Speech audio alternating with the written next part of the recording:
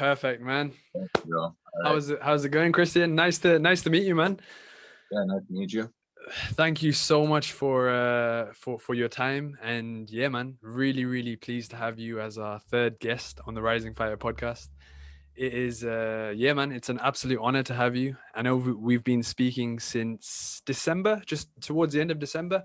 Yep, yep. And yeah, man, really been a fan of your work so far.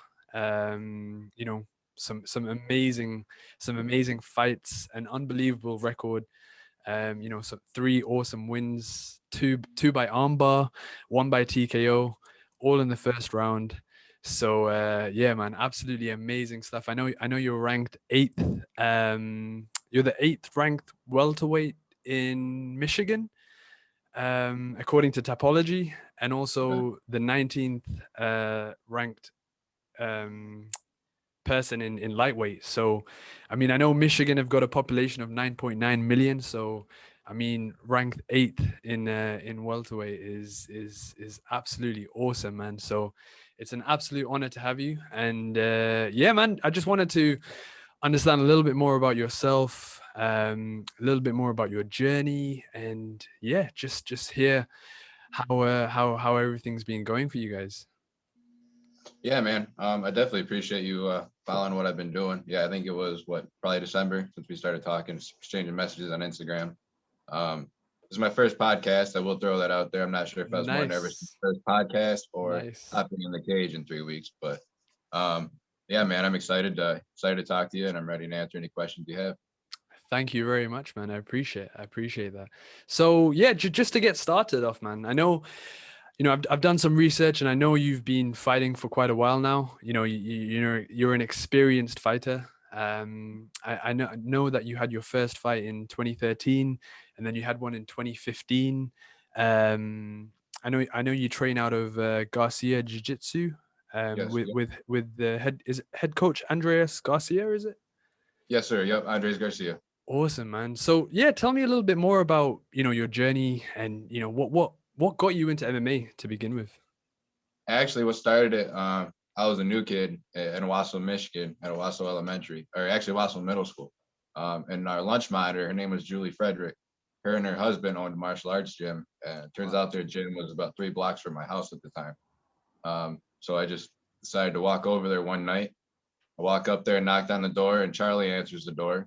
My first instinct is to say, obviously, is Julie here? Yeah. He looked down at me. He's a big, scary looking guy. He looks down at me and he says, he's like, well, what do you want my wife for? And I'm like, well. And I was friends with their daughter. I went to school with their daughter, and I was like, well, is their daughter here? I was like, is Darian here? And he's like, why do you want my daughter? And luckily, Julie heard behind the back, and she walked out. She's like, hey, yeah, I invited him over here to train with us. So then just that night, they were in a garage actually at the time. So I went there and I started training there, and I was there probably 7 or 8 years. And then I took about 2 years off, got into powerlifting, bodybuilding a little bit. Came back, fought with another gym for about 6 months, and then from that point on, I came here, found Andre, and since then it's just been a good connection for me. It's been a good gym here. Amazing, man, amazing. I mean, firstly, that sounds like an awesome journey and an amazing story as well. And I know every fighter has a story, so it's really interesting to hear yours. Um, I mean, I noticed that, you know, you started properly having a good amount of fights in 2018. Is that correct?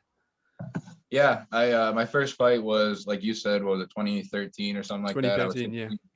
I was 16 years old. At the time, we technically weren't allowed to fight until you're 18.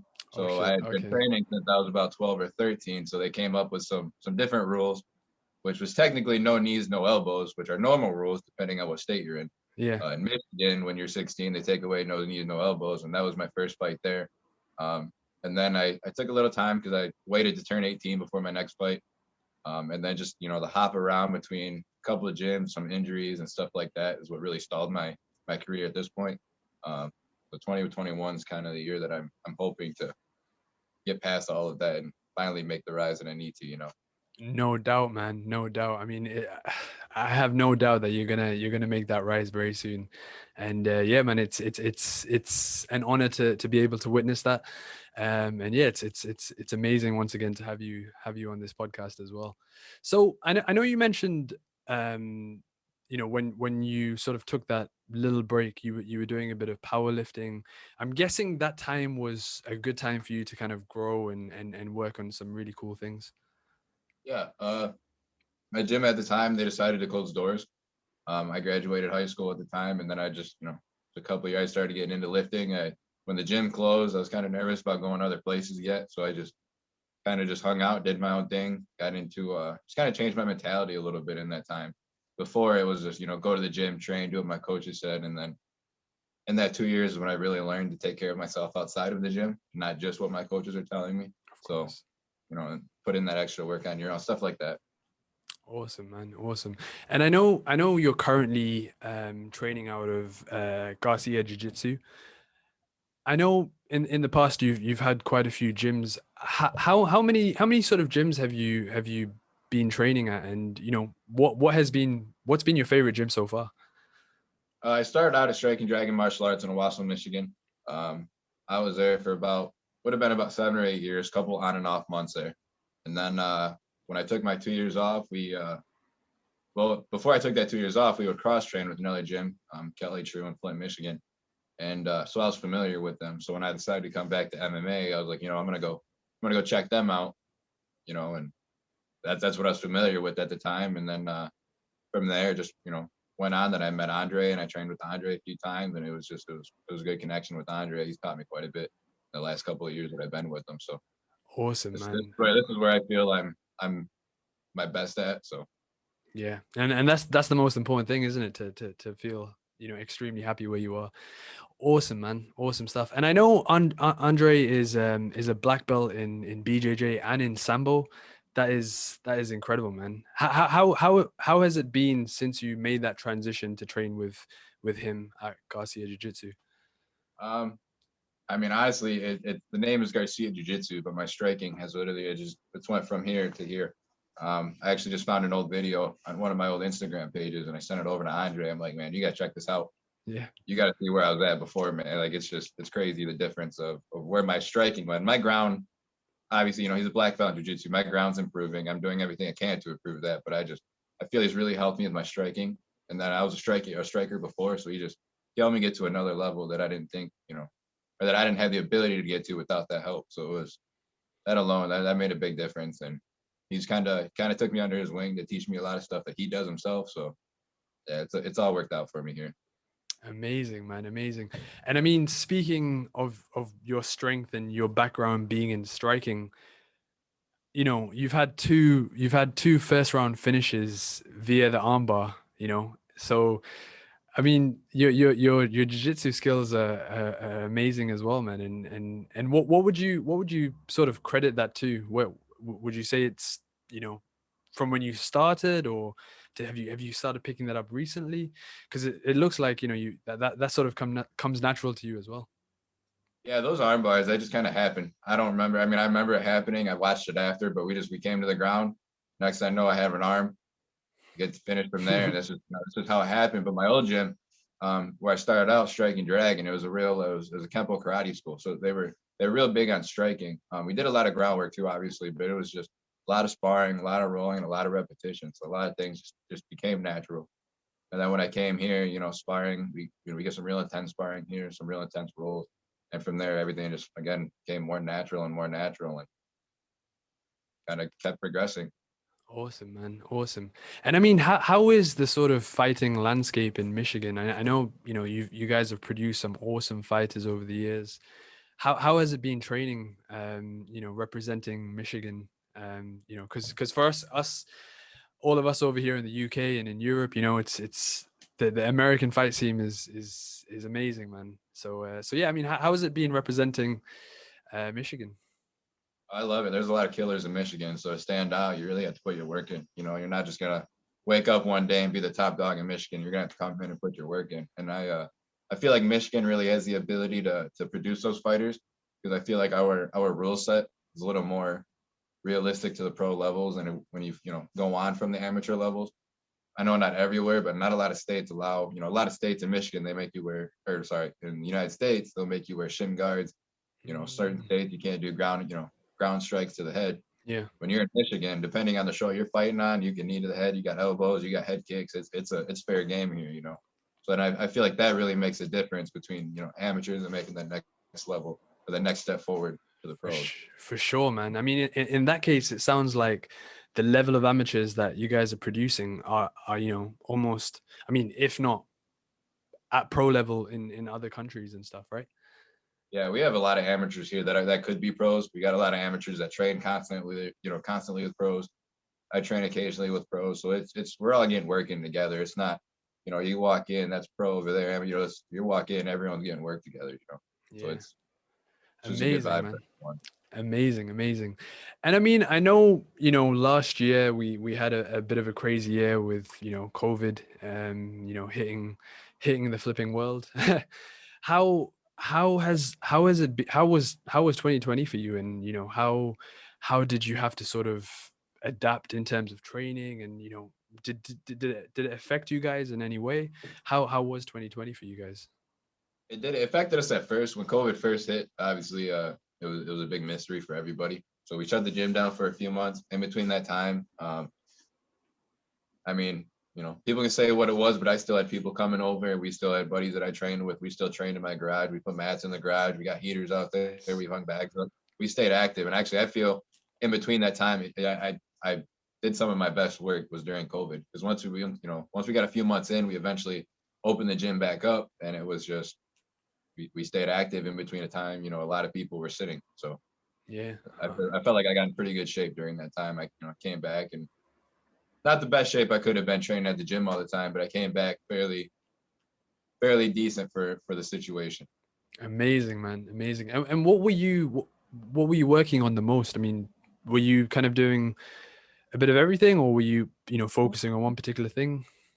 Yeah, we had a lot of we had guys come over. We just come over, do some sparring, do some light sparring, do some cardio together. Just having if you weren't sparring, it was just having that person with you to help push you for the workouts. Maybe it was just drills on the bag while the other person did something on the mat. Just back and forth stuff, just to kind of motivate each other more than anything. For sure, man. For sure. I mean, I know 2020 was a challenge, and I mean, people like yourselves and your training partners who use that opportunity to still train and to still work. Hats off to you guys, man. That is impressive stuff, and I think no doubt it's going to show, when you do compete. So yeah, man, really looking forward to seeing you compete as well. And I'm not. I'm grateful for everyone that came over here to train with me, because without them, it would have just been me hitting the bag by myself. So For sure, man. For sure. What were you doing it in your back in your garage, or where were you training? I got a garage. It was summer at the time, Nice. so it wasn't bad. But now that it's Ah, Michigan and sweet. -8 degrees weather, I got to turn the heater on for about 20 minutes before I head out there. Negative. But I think it was -9 or -10 yesterday. Shit, Couple man. I mean, it's like I think it got to like -1 the other day here, and that was pretty cold. So -8 sounds pretty cold. Yeah, it was a chilly day, but that's it's living in Michigan, like it's what it is. Yeah. Sounds good, man. Sounds good. So coming on to the future and fights. I know it's you got a upcoming fight on March the 6th. Next fight in Florida, I believe, in the Hilton, fighting at 155 at is it Leleo Code? Is it Leleo Code MMA? Yep, Leleo code. We're gonna be in El Tomate Springs, right next to Orlando, Florida. Amazing, man, amazing.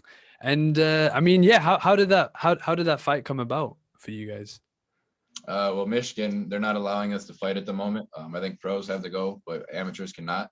So we just, we know a guy that lives down in Florida. He, some promoters down there. He threw our names in there, and he's like, hey, I know these guys from Michigan. Come down here, put on a show. So, I'm going down there to actually fight another guy from Michigan. Oh wow, So, I mean, modern awesome, man. problems or modern solutions. Yeah, yeah, sounds good, man. Sounds good. And I know you're also fighting alongside one of your teammates, Jake Scott, I believe, who's Yep. fighting at bantamweight. I mean, firstly, that's amazing. Teammates fighting on the same card. How has it been having one of your teammates who's going to be fighting on the same card with you, and how has it been sort of going through that fight camp?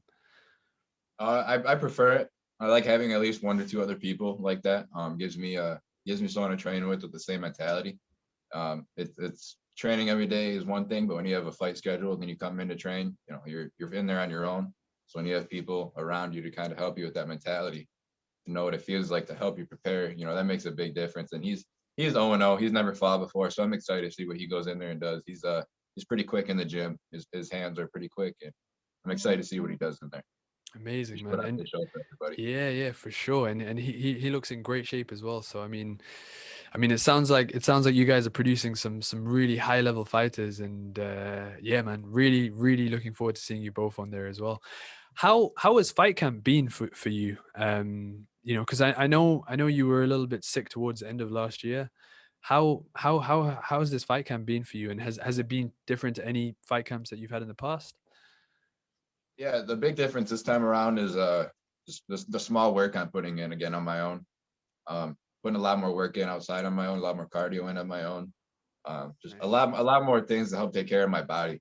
Um, I took a lot of injuries in the last year and a half, and just changing my strategies a little bit in the gym. Taking my sparring and my rolling days.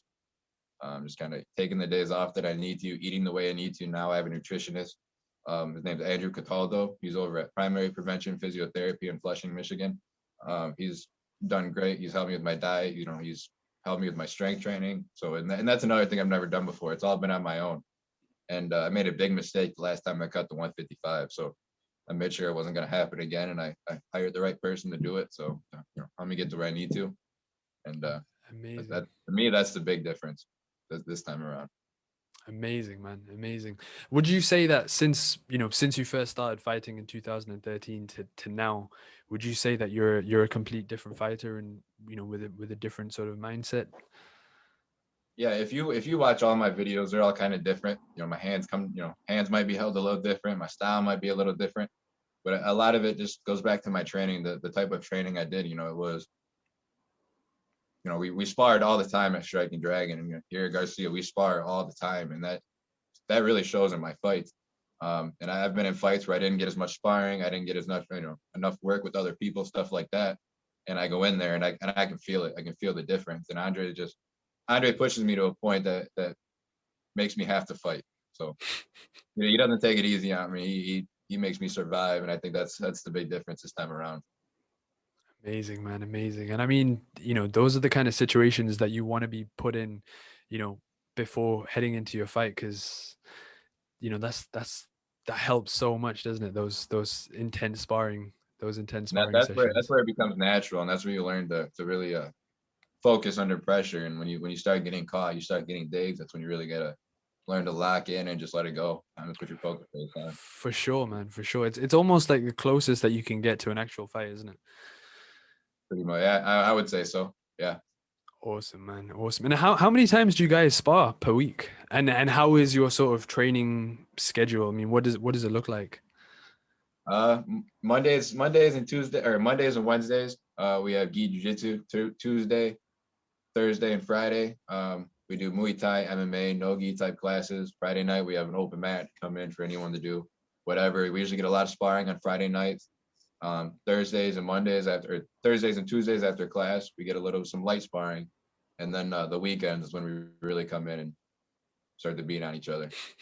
A lot of people rush on weekends. We come in and start hitting each other even harder. Yeah. So you Sometimes have, it depends how our body feels too. If one of of us is hurting, we're not going to push it too much. If just sometimes it just depends on the week and what's coming up. of course, man, of course. So you have, did you say you have a session on Friday, a sparring session, and then you also come in on the weekends and do more sparring? Yeah, we usually have a Friday morning MMA no gi class, and Friday night we have open mat, and then we come back Saturday morning at 11 a.m. and it's another no gi class, and then we come back on Sunday morning at 12 a.m. That's usually an all around open mat. So spar, roll, whatever you want to do. You want to come in and stretch, completely up to you, but we usually spar. Amazing, man. Amazing. And I mean, I know you mentioned, in the past that you've suffered with, quite a bit of injuries and stuff.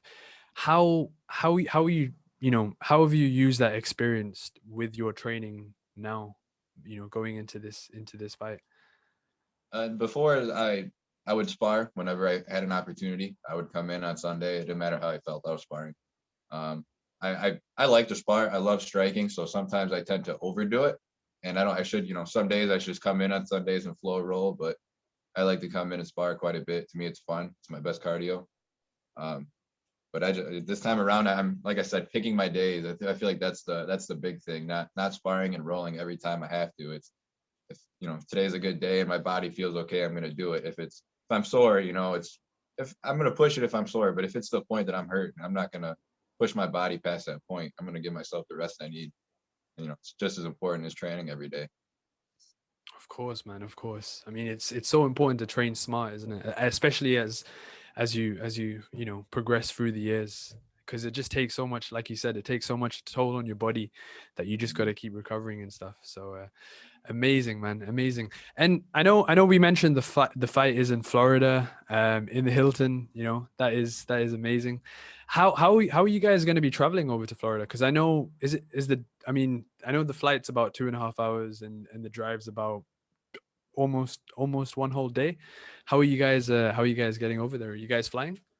Yeah, we're gonna be flying out March 3rd. We'll be getting back March 9th. We decided to give ourselves a couple days in advance to get there, cut weight in the sun compared to cutting weight here in Michigan outside, and then a couple of days after to celebrate, enjoy Florida a little bit. For Like sure. go check out Universal again. So gonna turn into a little vacation too. Nice, nice. Sounds amazing, man. Are you going down with a few of your friends, or any family coming along as well? Yeah, I've got some family going. Me personally, I'm going down, just me and my girlfriend. We're gonna be Nice. meeting Andre down there, and then Jacob's gonna be going down there, I believe, with his dad. With everyone's work situation, we're not able to do it as a group, so we're all gonna get down there, connect when we're down there, make sure keep in contact, make sure everyone's at where they need to be, and yeah, that's the plan. I think we're flying out of Flint Bishop, so Awesome, man. Awesome.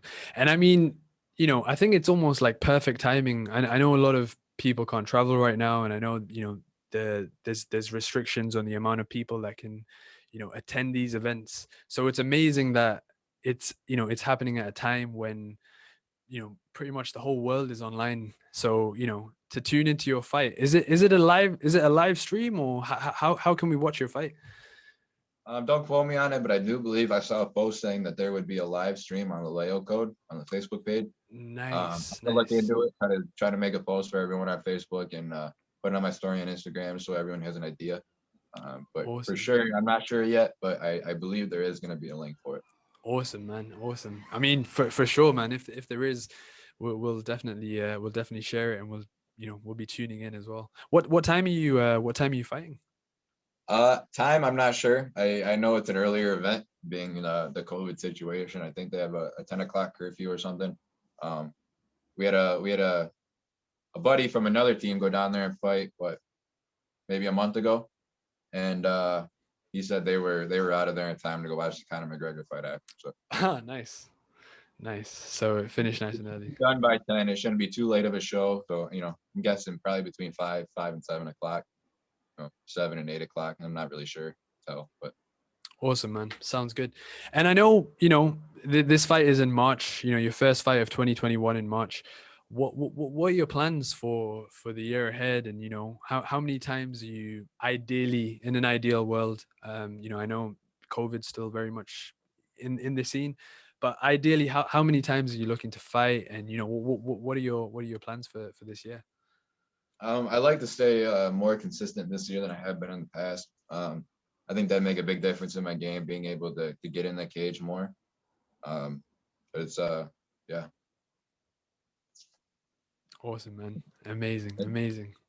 sometimes it just depends on how the body goes. If I get out of the cage real quickly, a couple months, maybe a month. If I take some damage, it just sometimes goes off of that. But I like to just stay as consistent as possible, and you know I don't Awesome, know, man. see how it goes. Have you got an idea in mind as to how you want to finish this fight? Have you got like a vision for how it's going to go down? Yeah, I'm looking for the finish early. I'm not trying to push it too hard to be too aggressive, but I'm the brawler in this fight. He's a little more technical. From what I can tell from his videos, he doesn't seem to like to get hit like I do. I enjoy it a little more than most people do. So I think I definitely have the advantage there. He's a wrestler. He's supposed to be a wrestler. Uh, and I believe he wrestled in college. So I'm expecting him, to be strong on the ground there. But my goal is to keep it standing and get the finish. Awesome, man. And I mean, you've got 3 first round finishes on your record as well. So, it'll be really nice to add to that lovely collection of yours as well. So yeah, man, amazing stuff. Can't wait for it. Really, really can't wait for that fight. But yeah, just to finish, as I'm doing with all our guests on here, 3 questions that pretty much every MMA fan wants to know, and three questions that we want to know. So the first question is, what's your favorite strike? What's your favorite striking move that you like to pull off in fights or just in sparring? Whatever's landing. Whatever. Whatever's landing, man. Like I rely on my left hook quite a bit, but whatever's landing. Each fight's different. If one punch is landing more than the other, then that's my choice. Nice. Do you have a favorite move, or is it just like you said, whatever works? I just like to fight, man. Just get in there and scrap it out and see what happens from there. I've had the chance to get the dog fight I won in there, so it's whether I was too quick of a fight or I know I got finished real quick my last fight, so it's just whatever the situation was. I'd like to get that dog fight in there. For sure, man. So that I have the ability to scrap. Sounds good, man. Sounds good. And second question, what's your I know you've got 2 awesome first round armbar finishes of 2 really tough opponents. What would you say your favorite submission is? Is it the armbar, or do you have another one? Probably armbar or triangle. The armbar is just we drill it quite a bit. Andre's real big on fancy stuff at school, but basics are what's going to win you the fight. He's real big on basics, so we drill arm bars quite a bit, and it came natural. And the arm bar locks in, it locks in. The triangle locks in, that locks in. But those are usually my 2 go-tos. Awesome, man. I mean, I saw the one of your armbar finishes where you were on the bottom and you just pulled it off and literally flip the guy over. So yeah, man, it looks like you pull off a super tight armbar. Yeah, ever since I found out I've been doing an arm bars wrong since then too. And Andre, when I started training with him, he really fixed it up from there. So got me back to the basics of arm bar. Awesome, man. Sounds amazing. And final question, from an MMA fan's point of view, I mean, what are your top 3 favorite fighters of all time? I mean, it doesn't just have to be in the UFC. It can be back in the day, from the old UFC or Pride days. Who are your favorite top 3 fighters of all time in mixed martial arts? I'd say George St Pierre, Mike Tyson, and I'm actually a really big Alistair Overeem fan, but I can never count Dustin Poirier out. So would you say Dustin Poirier? I put Dustin in front of Alistair Overeem. Yeah, Dustin he's passed it a little bit for me. Last couple of years, I got to meet him at the Arnold Sports Festival a few years ago, and wow. So Dustin was a real humble dude. So I think that's why I'm a fan of him. But between him, George St Pierre, and Mike Tyson, just Mike Tyson's killer mentality, that's what draws me to him. So I think those would be my 3 favorite fighters. Amazing choice, man. Amazing choice. But yeah, Christian, thank you so much for your time. It's been an absolute pleasure to speak to you. It's honestly an honor to get the chance to speak to you as well. Thank you so much for your time. Really looking forward to your fight on March the 6th. Can't wait to see you in action. We'll be sure to share all the links, and let us know if you can watch it live. We'll definitely be tuning in, and all the best. I know we'll be in touch probably before, but all the best. No doubt you're going to go and get that win. And yeah, man, thank you so much for your time, and it's a pleasure once again. Yeah, man. Thank you for having me on my first podcast. Before I get out of here, I just want to say thank you to everyone that helped me get to Florida. I had a lot of family and friends donate to help me get there. And then my 2 big sponsors, Happy Days Nutrition and Grace Towing in Flint, and Happy Days over in Davison. Just want to give them a shout out before we get out of here. So thank you. So it was a great opportunity, and look forward to talking to you in the future. Sounds good, Christian. Thank you so much for your time, man. Thank you. I'll speak to you soon, bro. Take care, man.